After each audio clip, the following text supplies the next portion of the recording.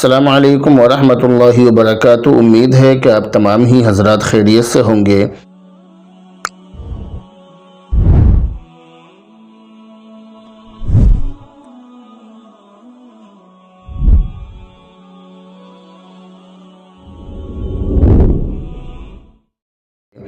Friday comment box کا episode number 220 لے کر اتر پردیش کے ضلع ہاپوڑ سے میں مفتی خالد قاسمی آپ تمام ہی حضرات کی خدمت میں حاضر ہوں اور آپ کے اہم اور ضروری سوالوں کے جواب دینے جا رہا ہوں۔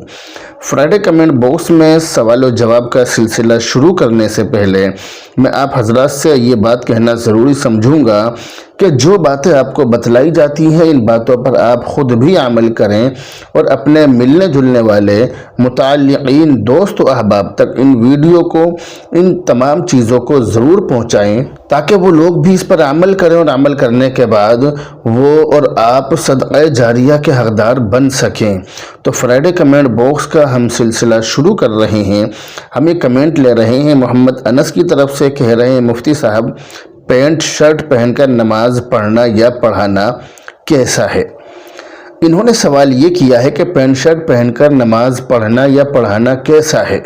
تو اس بارے میں یہ بات سمجھ لیں کہ اگر پینٹ شرٹ ڈھیلی ڈھالی ہو جس کے پہننے سے بدن کے اعضاء اور بدن کے حصے واضح اور نمایاں نہ ہوتے ہوں اور پائنچے ٹخنوں سے اوپر ہوں تو اس کپڑے میں، اس پینٹ اور شرٹ میں نماز ہو جاتی ہے۔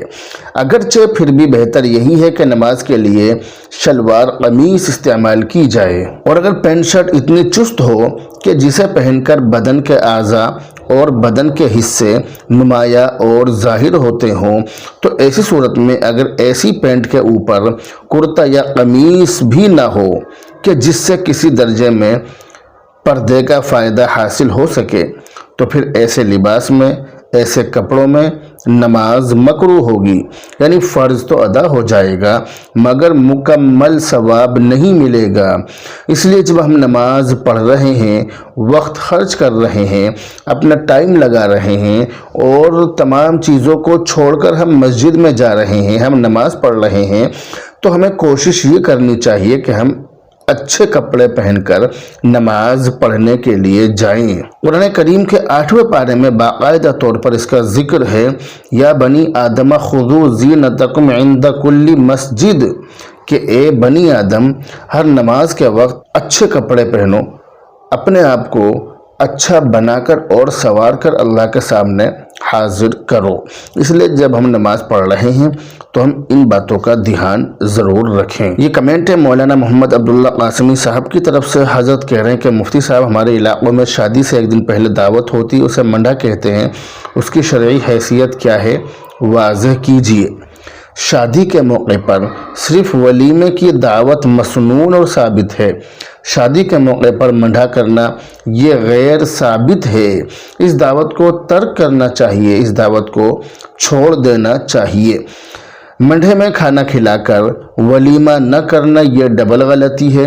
اس میں ایک طرف جہاں ایک سنت کو چھوڑا جا رہا ہے، ایک سنت کا ترک ہے، وہیں دوسری طرف ایک غیر ثابت رسم کو رواج دینا ہے۔ ہونا تو یہ چاہیے کہ آدمی منڈے کی دعوت چھوڑ کر بالکل ختم کر کے ولیمے کی دعوت کرے، یہ نہ ہو کہ منڈے کی دعوت کر کے ولیمے کی دعوت چھوڑ دے، ولیمہ جیسی سنت کو بالکل ختم کر دے۔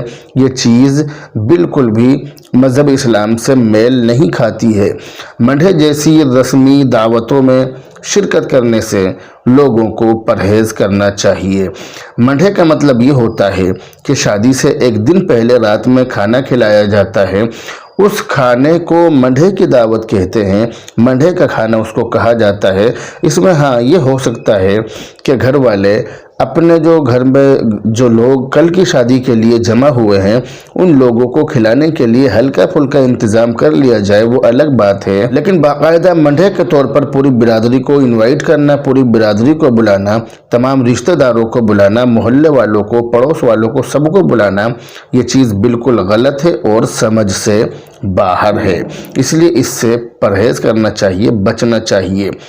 دوسرا سوال مولانا محمد عبداللہ قاسمی صاحب نے یہ کیا ہے کہ شادی کے موقع پر بارات کا کھانا کھانے میں کوئی برائی تو نہیں ہے، وضاحت فرما دیں۔ نکاح کے موقع پر لڑکے والوں کا لڑکی کو لانے کے لیے بارات لے کر جانا اور لڑکی والوں کا کھانے کا انتظام کرنا ولیمے کی طرح سنت نہیں ہے، اور اگر لڑکی والے نام و نمود کے لیے، دکھلاوے کے لیے یا لڑکے والوں کے مطالبے یا خاندانی دباؤ کی وجہ سے یا شرمندگی سے بچنے کے لیے یا اپنی ناک کی خاطر مجبوراً یہ دعوت کریں تو اس طرح لڑکے والوں کا بارات میں کافی تعداد میں لوگوں کو لے کر جانا اور لڑکی والوں کی دلی رضامندی کے بغیر ان کی طرف سے دعوت کھانا یہ ہرگز جائز نہیں ہے۔ اس بات کا خاص دھیان رکھنے کی ضرورت ہے۔ اسی طرح ایسی دعوت میں شرکت کرنا بھی جائز نہیں ہے،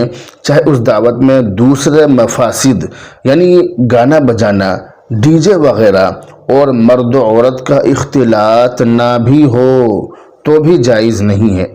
لیکن اگر لڑکی والے نام و نمود سے بچتے ہوئے کسی قسم کی زبردستی اور خاندانی دباؤ کے بغیر اپنی خوشی اور رضامندی سے اپنے اعزاء و اقارب اور مہمانوں کے ساتھ لڑکے والوں کے متعلقین کو بھی کھانے پر بلائیں تو ایسی دعوت کرنا جائز ہے، کیونکہ یہ مہمانوں کا اکرام ہے اور اس میں شرکت کرنا بھی جائز ہے۔ لیکن یہاں پر شرط یہ ہے کہ اس دعوت میں دوسرے مفاسد، دوسری برائیاں نہ ہوں، جیسے گانا بجانا، ڈی جے بجانا اور مرد و عورت کا اختلاط، یعنی مرد اور عورت ساتھ میں رہ رہے ہیں، ساتھ میں کھانا کھا رہے ہیں، آمنے سامنے بیٹھ کر اسی طرح سے بے پردگی کے ساتھ کھانا کھا رہے ہوں، یہ چیز اس میں نہ ہو۔ لیکن لڑکے والوں کو چاہیے کہ بارات میں اتنے زیادہ لوگوں کو لے کر نہ جائیں کہ جتنے لوگوں کو لڑکی والے اپنی وسعت سے زیادہ سمجھیں، یعنی لڑکی والوں کی وسعت سے زیادہ لوگ لے کر لڑکے والے بارات میں نہ جائیں۔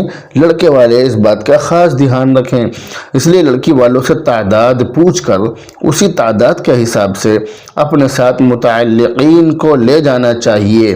اس تعداد سے زیادہ لوگوں کو لے جانے کی صورت میں لڑکی والوں پر بوجھ بننے کا اندیشہ رہے گا، اور اگر بوجھ بن کر کھاؤ گے، زبردستی کھاؤ گے، دباؤ بنا کر کھاؤ گے، اپنی طرف سے شرطیں لگوا کر کھاؤ گے تو اس طرح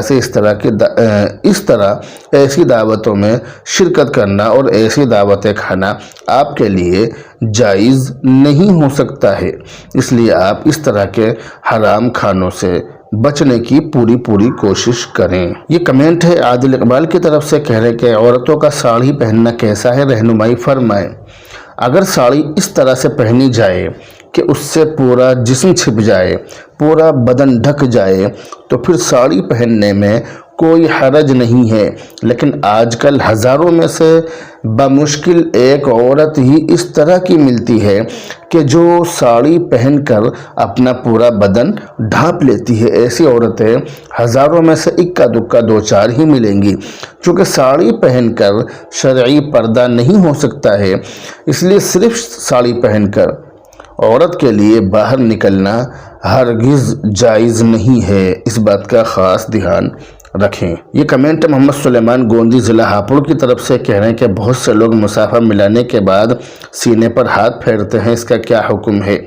سلام کرتے وقت مصافحہ کرنا اللہ کے نبی علیہ الصلوۃ والسلام کی سنت ہے، اور حدیث شریف میں مصافحے کو سلام کی تکمیل قرار دیا گیا ہے۔ لیکن ہاں، مصافحہ کرنے کے بعد سینے پر ہاتھ پھیرنا یا سینے پر ہاتھ رکھنا یہ ثابت نہیں ہے، اس لیے اس عمل کو سنت یا لازم نہیں سمجھنا چاہیے، اس کام کو بالکل چھوڑ دینا چاہیے، ترک کر دینا چاہیے۔ یہ کمنٹ محمد نعمان کی طرف سے، کہہ رہے ہیں کہ ہمارے اوپر ایک پریشانی آ گئی ہے، اگر ہم سب لوگ مل کر چنے پر 11,000 مرتبہ آیت کریمہ پڑھیں تو کیسا ہے؟ حدیث شریف میں ہے کہ حضرت یونس علیہ السلام نے مچھلی کے پیٹ میں جو دعا مانگی تھی، لا الہ الا انت سبحانک انی کنت من الظالمین، کوئی بھی مسلمان کسی بھی چیز کے لیے اللہ تعالیٰ سے اس دعا کے ذریعے سے دعا کرے تو اللہ تعالیٰ اس کی دعا ضرور قبول فرمائیں گے۔ لیکن ہاں، اس آیت کریمہ کے وظیفے کے لیے، اس کو آیت کریمہ کہتے ہیں، اس کے وظیفے کے لیے کسی روایت میں، کسی حدیث میں کوئی خاص تعداد مقرر نہیں کی گئی ہے۔ بزرگوں نے اپنے اپنے تجربوں کی روشنی میں الگ الگ تعداد بیان کی ہے، الگ الگ ضرورتوں کے لیے الگ الگ تعداد ہمارے بزرگان دین نے بیان کی ہے۔ اس لیے ایک مجلس میں 111 مرتبہ بھی پڑھ سکتے ہیں، زیادہ بھی پڑھ سکتے ہیں، 11,000 بھی پڑھ سکتے ہیں، اور بعض بزرگوں نے مشکلات کے حل اور دعا کی قبولیت کے لیے رات کی تاریکی میں، رات کے اندھیرے میں اور حجرے کی تنہائی میں 313 مرتبہ آیت کریمہ پڑھ کر دعا کرنے کو مجرب کہا ہے۔ انہوں نے یہ کہا ہے کہ اگر آپ کسی بڑی پریشانی میں گرفتار ہیں، کسی مشکل میں پھنس گئے ہیں، تو آپ رات کو اندھیرے میں، بند کمرے میں، اندھیرے میں، کمرے کے اندر 313 مرتبہ اس کو پڑھیں، آیت کریمہ کو، اور دعا کریں۔ انشاءاللہ تعالی اللہ کی ذات سے پوری امید ہے کہ آپ اس پریشانی سے نکل جائیں گے، آپ کی پریشانی انشاءاللہ تعالی دور ہو جائے گی۔ اور اگر آپ لمبا وظیفہ کرنا چاہیں تو آپ 70,000 مرتبہ یا 1.25 مرتبہ یا 1.5 لاکھ مرتبہ بھی پڑھ سکتے ہیں۔ ضروری نہیں ہے کہ اس صورت میں ایک شخص ایک ہی مجلس میں پڑھے، الگ الگ لوگ، کافی سارے لوگ الگ الگ مجلسوں میں بھی پڑھ سکتے ہیں۔ ایسا نہیں ہے کہ ایک ہی آدمی بیٹھ کر اس کو لگاتار پڑھتا رہے، ایسا نہیں ہے۔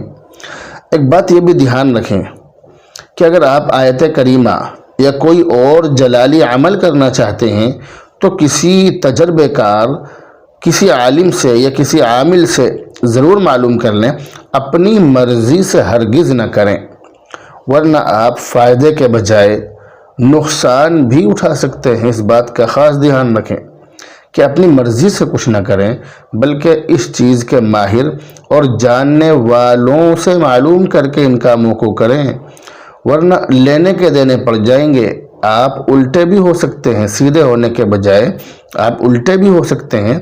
اس لیے اپنی مرضی نہ چلائیں، خود بخود حضرت جی نہ بنیں، بلکہ جو حضرت جی ہیں انہیں حضرت جی رہنے دیں، ان سے معلوم کر کے اپنے مسائل حل کریں۔ یہ سب سے آخری کمنٹ ہم لے رہے ہیں محمد طیب کی طرف سے، کہہ رہے ہیں مفتی صاحب دعاؤں میں موت اور زندگی کے فتنوں سے پناہ مانگی گئی ہے، تو فتنے کا کیا مطلب ہے؟ موت اور زندگی کا فتنہ بھی بہت زیادہ تکلیف دہ ہوتا ہے۔ زندگی کا فتنہ یہ ہے کہ انسان زندگی بھر مختلف امتحانوں کا شکار ہو جائے، زندگی بھر الگ الگ امتحان دیتا رہے، کبھی کوئی پریشانی کبھی کوئی پریشانی اس کے اوپر آتی رہے، تو یہ زندگی کا فتنہ ہے۔ اور دنیا کا مال و متاع اور شہوات کا فتنہ اس قدر سخت ہے کہ اس سے بہت کم لوگ ہی محفوظ رہتے ہیں۔ تو یہ زندگی کا فتنہ ہے۔ زندگی کا سب سے بڑا فتنہ یہ ہے کہ انسان کا خاتمہ خراب ہو جائے، انسان کا خاتمہ صحیح نہ ہو۔ یہ زندگی کا سب سے بڑا فتنہ ہے۔ اسے موت کا فتنہ بھی کہا جا سکتا ہے، کیونکہ یہ موت کے قریب واقع ہوتا ہے، اور موت کے فتنے سے مراد عذاب قبر ہے۔ تو ہم دعا یہ کریں، اے اللہ ہمیں دنیا اور آخرت، زندگی اور موت، ان کے تمام ہی فتنوں سے محفوظ فرما۔ ہم اللہ تعالیٰ سے یہ دعا کرتے رہیں۔ امید ہے اللہ تعالیٰ ہمارے گناہوں کو معاف کرے گا، اور دنیا اور آخرت، موت اور زندگی، ان کے تمام فتنوں سے اللہ تعالیٰ ہماری حفاظت فرمائے گا۔ تو بہرحال آج کی اس ویڈیو میں نے جو آپ کے سامنے سوال پیش کیے ہیں، ہم انہی سوالوں پر بس کرتے ہیں، ہم انہی سوالوں کا جواب آپ کو دے کر رخصت ہوتے ہیں۔ آپ ان پر کتنا عمل کرتے ہیں یہ تو آپ ہی جانتے ہیں۔ آپ اس ویڈیو کو، ہماری ویڈیو کو کتنا شیئر کرتے ہیں یہ تو آپ ہی جانتے ہیں۔ ہماری ویڈیو آپ کے لیے کتنی فائدہ مند ہوتی ہیں یہ تو آپ ہی جانتے ہیں۔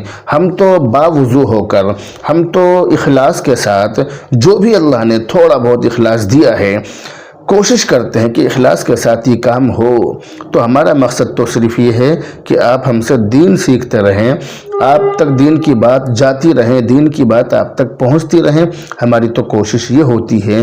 اس لیے ہم اللہ تعالیٰ سے دعا کرتے ہیں کہ اللہ تعالیٰ آپ تمام ہی حضرات کو سلامت رکھے، آپ کو جزائے خیر عطا فرمائے، آپ کی تمام پریشانیاں دور فرمائے، اور کسی بھی مشکل میں آپ گرفتار ہوں اللہ تعالیٰ اس مشکل کو دور فرمائے، آپ کی تمام ہی مشکلات اللہ تعالیٰ آسان فرمائے۔